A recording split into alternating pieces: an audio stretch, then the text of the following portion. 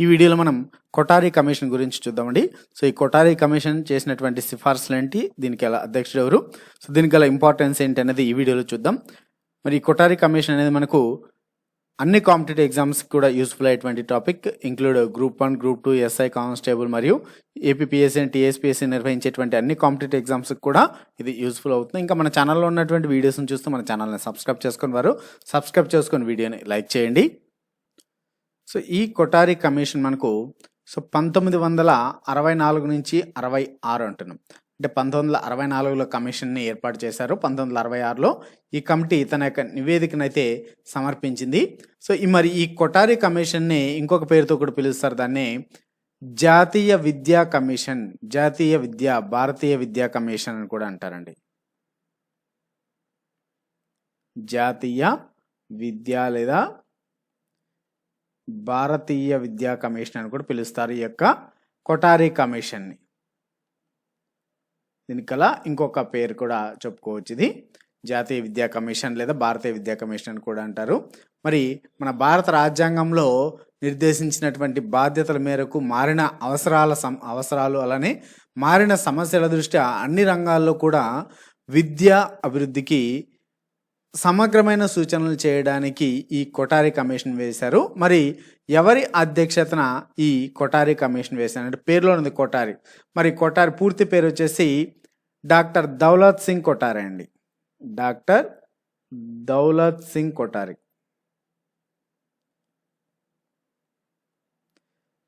మరి ఈయన అధ్యక్షత మేరకు డాక్టర్ దౌలత్ సింగ్ కొఠారి అధ్యక్షతన, అలానే దీనికి కార్యదర్శిగా జేపీ నాయక్ వచ్చేసి కార్యదర్శి, కొఠారి వచ్చేసి అధ్యక్షుడు. ఈయన అధ్యక్షతన జేపీ నాయక్ కార్యదర్శిగా ఈ యొక్క భారతీయ విద్యా కమిషన్ను ఏర్పాటు చేశారు. సో ఎప్పుడు ఏర్పాటు చేశారంటే 1964 సంవత్సరం. ఇందాక నేను చెప్పాను, మరి డేట్ ఎప్పుడంటే జూలై 14, 1964 కేంద్ర ప్రభుత్వం నియమించింది ఈ యొక్క భారతీయ విద్యా కమిషన్ని దౌలత్ సింగ్ కొఠారి అధ్యక్షతన. మరి ఈ కమిటీ యొక్క నియమించినది వచ్చేసి ఈ డేట్ అండి, జూలై 14 నియమించింది. అయితే ఈ కమిటీ తన యొక్క పనిని ప్రారంభించింది ఎప్పుడు అంటే అక్టోబర్లో అండి. కమిటీ వేసిందేమో జూలై 14న, కమిటీ తన యొక్క పనిని ప్రారంభించినది అక్టోబర్ 2న ఈ కమిషన్ అనేది పనిచేయడం స్టార్ట్ చేసింది. ఈ కమిటీ తన యొక్క నివేదికను 1966 జూన్ 29న తన యొక్క నివేదికను సమర్పించింది. మరి ఈ నివేదికలో 19 అధ్యాయాలతో కూడినటువంటి ఒక సమగ్రమైన నివేదిక అని చెప్పుకోవచ్చు. ఇది జాతీయ విద్యా కమిషన్ అనేది ఈ యొక్క నివేదికను 1966 జూన్ 29న 19 అధ్యాయాలు, అది కూడా దానికి ఒక పేరు పెట్టారండి, విద్యా జాతీయ వికాసం అభివృద్ధి అని. విద్యా జాతీయ వికాసం అభివృద్ధి అనే పేరుతో విడుదల చేశారు. విద్యా జాతీయ వికాసం అభివృద్ధి అనేటువంటి ఈ పేరుతో 19 అధ్యాయాలతో కూడినటువంటి ఒక సమగ్రమైన నివేదికను జూన్ 29, 1966న అప్పట్లో కేంద్ర విద్యాశాఖ మంత్రికి సమర్పించారు. మరి అప్పట్లో కేంద్ర విద్యాశాఖ మంత్రి ఎవరు అంటే ఎంసి చాగ్లా అండి. ఎంసి చాగ్లాకు సమర్పించడం జరిగింది. మరి ఈయన ఎంసి కొఠారి దౌలత్ సింగ్ కొఠారి అండి. సో ఈ దౌలత్ సింగ్ కొఠారి 1948లో ఈయన గురించి కొంచెం డీటెయిల్గా చూసినట్టయితే, సో ఈ దౌలత్ సింగ్ కొఠారి గారు 1948లో రక్షణ శాఖకు సలహాదారుడిగా పనిచేశారండి. రక్షణ శాఖకు శాస్త్రీయ సలహాదారుడిగా పనిచేశారు.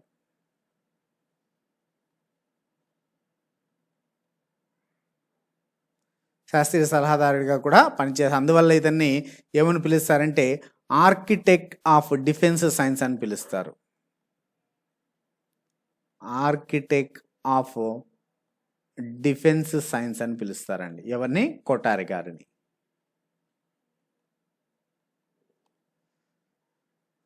అలానే ఈయన 1961లో యూజీసీ చైర్మన్గా కూడా పనిచేశారు.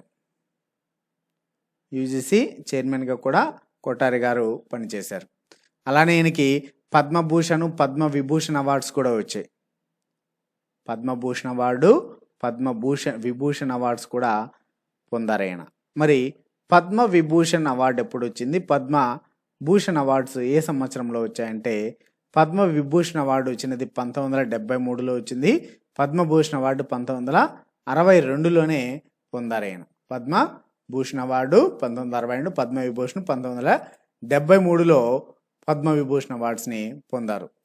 మరి భారతరత్న తర్వాత అత్యున్నత పౌర పురస్కారాలుగా ఈ పద్మ అవార్డ్స్ని చెప్పుకుంటామని కూడా మనకు తెలుసు. అలానే ఈయన జవహర్లాల్ నెహ్రూ టెక్నాలజికల్ యూనివర్సిటీకి, జేఎన్టీయూకి ఈయన వీసీగా కూడా పనిచేశారు, వైస్ ఛాన్సలర్గా. ఎప్పటి నుంచి అంటే 1981 నుంచి 1991 వరకు జవహర్లాల్ నెహ్రూ యూనివర్సిటీలో వైస్ ఛాన్సలర్గా కూడా పనిచేశారు ఆయన. అలానే ఎన్సీఈఆర్టీకి, ఇంకా ఎన్టీఎస్సికి. సో ఎన్టీఎస్సి అంటే నేషనల్ టాలెంట్ సెర్చ్ ఎగ్జామినేషన్, అంటే ప్రతిభావంతులైన యువ శాస్త్రవేత్తల కోసం నిర్వహించేటువంటిదే ఈ యొక్క talent search examination, NTSC. So వీటిని కూడా ప్రారంభించారు ఈయన. మరి ఈయన ఏ మతస్థుడు అంటే ఈయన జైన మతస్థుడు కొఠారి గారు.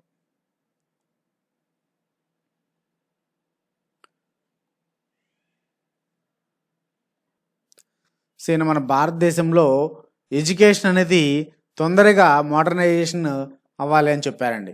అంటే వెంటనే శీఘ్రగతిన విద్య అనేది ఆధునీకరణ చేయబడాలని చెప్పారు. అలానే ఇంకా ఏమేమి చెప్పారంటే ఈయన విద్యా లక్ష్యాలు, ప్రజల ఆశయాలు, ఇంకా మారుతున్నటువంటి అవసరాలు, వీటికి అనుగుణంగా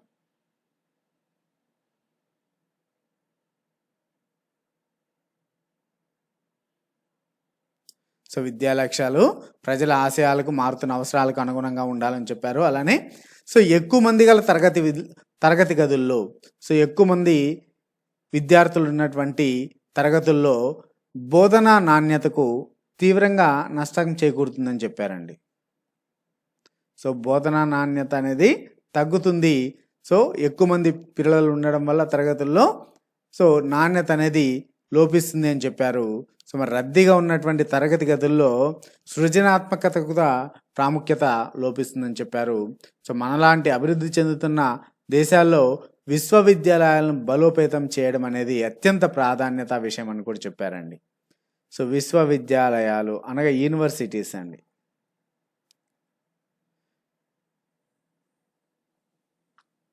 మనలాంటి అభివృద్ధి చెందుతున్న దేశాలు యూనివర్సిటీలను బలోపేతం చేయడం అనేది ఎంతో ప్రాధాన్యమైన విషయం అన్నారు. అలానే మరి జేపీ నాయక్ కార్యదర్శి అన్నాం కదా, ఇంతవరకు కొఠారి గారి గురించి చూసాము. ఇప్పుడు జేపీ నాయక్ చూసినట్టయితే సో ఈ జేపీ నాయక్ గారి అసలు పేరు జయంత్ పాండురంగ నాయక్ అండి.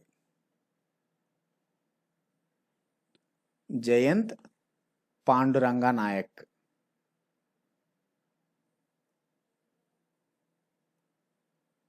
జేపీ నాయక్ వచ్చేసి ఈ కమిటీకి కార్యదర్శి అని చెప్పుకున్నాం. సో మరి యునెస్కో ఎంపిక చేసినటువంటి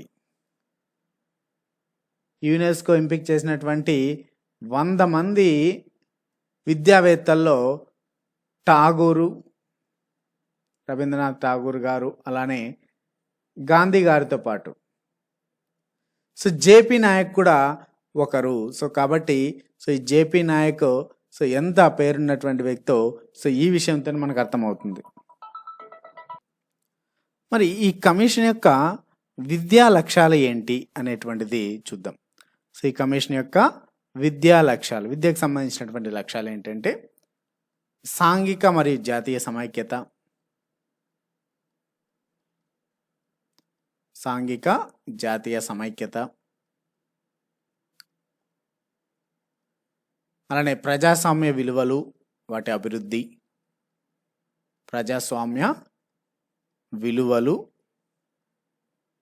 వాటి అభివృద్ధి,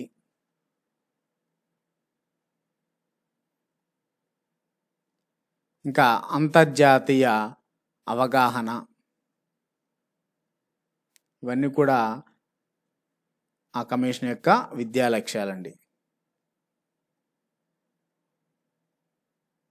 ఇంకా సాంఘిక నైతిక ఆధ్యాత్మికత,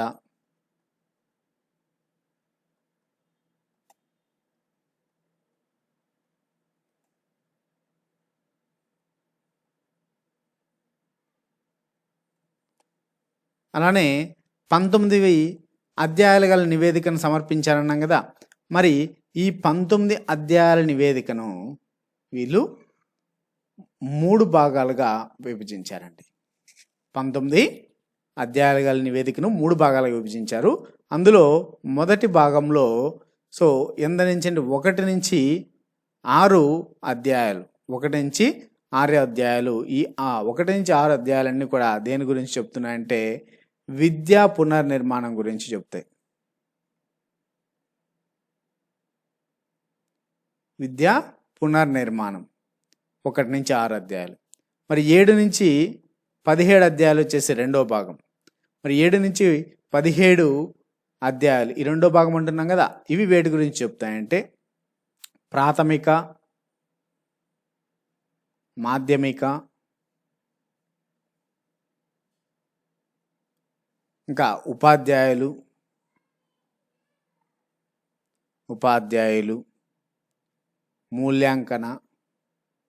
మూల్యాంకనము, మొదలైనటువంటివన్నీ కూడా రెండో భాగమైనటువంటి 7 నుంచి 17 అధ్యాయాల వరకు ఉంటాయి. మరి మిగిలిన మూడో భాగంలో 2 అధ్యాయాలు 18, 19 అధ్యాయాలు. మరి 18, 19 అధ్యాయాలు కరికులము, విద్యా కరికులము, ఇంకా విద్యా పరిపాలన, విద్యా ప్రణాళిక గురించి ఈ 2 అధ్యాయాలు తెలుపుతాయి. మూడో భాగంలో ఉన్నటువంటి 18, 19 అధ్యాయాలు. ఈ విధంగా 3 అధ్యాయాలుగా 3 భాగాలుగా విభజించారు ఈ 19 అధ్యాయాలని. అలానే విద్యా విధానం కూడా ఈ విద్యా లక్ష్యాల్లో ఒకటి. విద్యా విధానం అంటే ఎలా ఉండాలని చెప్పారంటే 10+2+3 విద్యా విధానం. 10+2+3 విద్యా విధానం.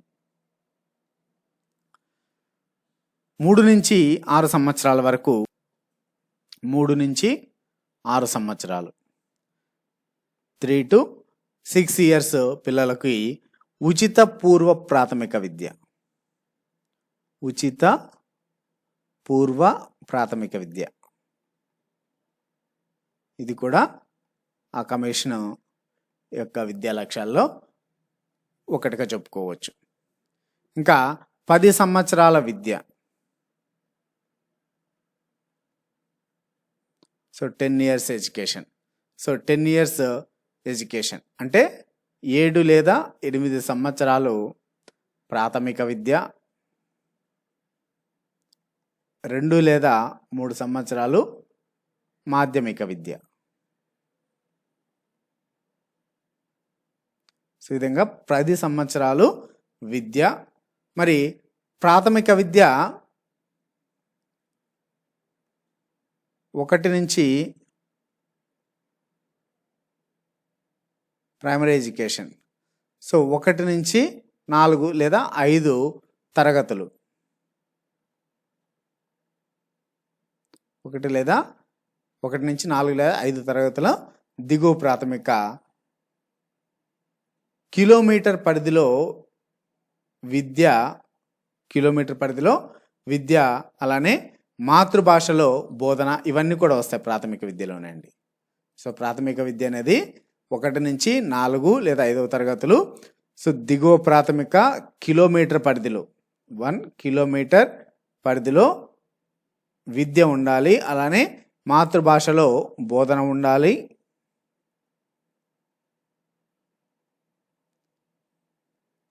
ఇంకా ఇతర సబ్జెక్టులతో పాటు పని అనుభవం అనేది ఉండాలి. నెక్స్ట్ ఇంకా ఈ లక్ష్యాల్లో 6 నుంచి 7 లేదా 8 తరగతులు 6 నుంచి 7 లేదా 6 నుంచి 8 తరగతులు ఎగువ ప్రాథమిక అప్పర్ ప్రైమరీ అంటారు. ఎగువ ప్రాథమిక. సో ఎగువ ప్రాథమిక అనేది 3 కిలోమీటర్ల పరిధిలో ఉండాలి పాఠశాల అనేది. అలానే ద్విభాష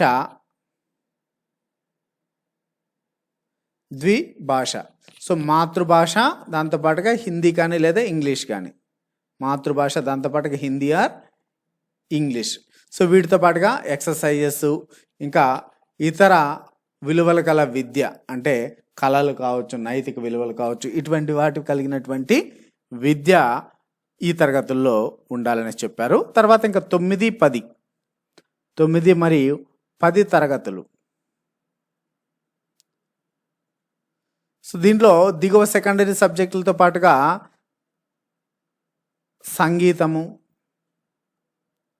ఇంకా లలిత కళలు ఇవన్నీ కూడా 9 నుంచి 10వ తరగతులు.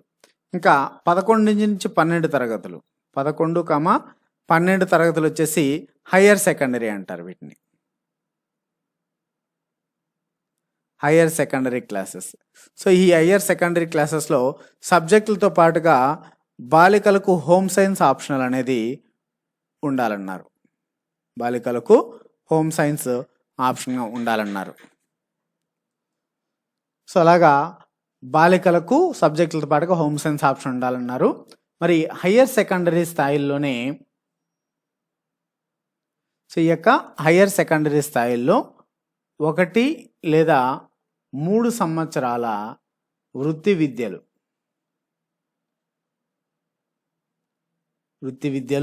తర్వాత 3 సంవత్సరాల డిగ్రీ, 3 years డిగ్రీ అండి.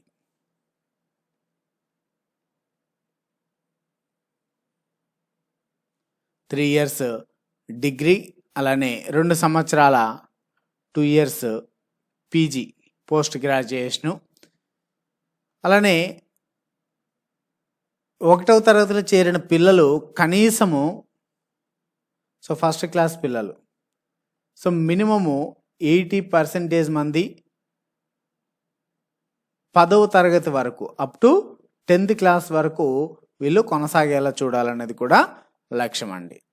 ఇవన్నీ కూడా ఇప్పటి వరకు చెప్పినవన్నీ కూడా విద్యా లక్ష్యాలుగా చెప్పుకున్నాం.